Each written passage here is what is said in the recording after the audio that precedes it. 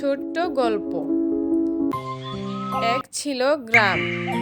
গ্রামের নাম ছিল সোনাইপাড়া। সেই গ্রামে ছিল গাছপালা সবুজ। সকালে সূর্য উঠতো, কত সুন্দর দেখাতো দৃশ্য সকালের। সেই গ্রামে থাকতো ছোট মেয়ে রিমি।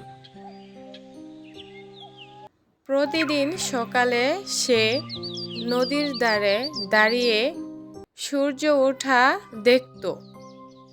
একদিন সে দেখল নদীর পাড়ে আহত অবস্থায় একটি পাখি পড়ে আছে।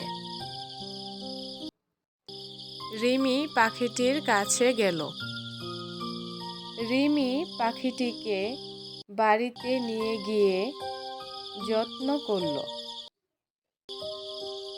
কয়েকদিন পর পাখিটি সুস্থ হয়ে উড়ে গেল।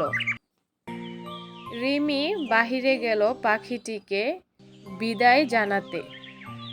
পাখিটি উড়ে যাওয়ার সময় রিমির মাথার উপর এক চক্কর দিয়ে যেন তাকে ধন্যবাদ জানালো। রিমি মন আনন্দে ভরে গেল।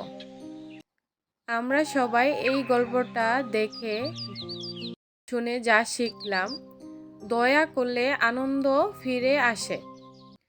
গল্পটা যদি ভালো লেগে থাকে অবশ্যই লাইক করে দিবেন এবং চ্যানেলকে সাবস্ক্রাইব করে দিবেন। এই গল্পটা এখানেই শেষ।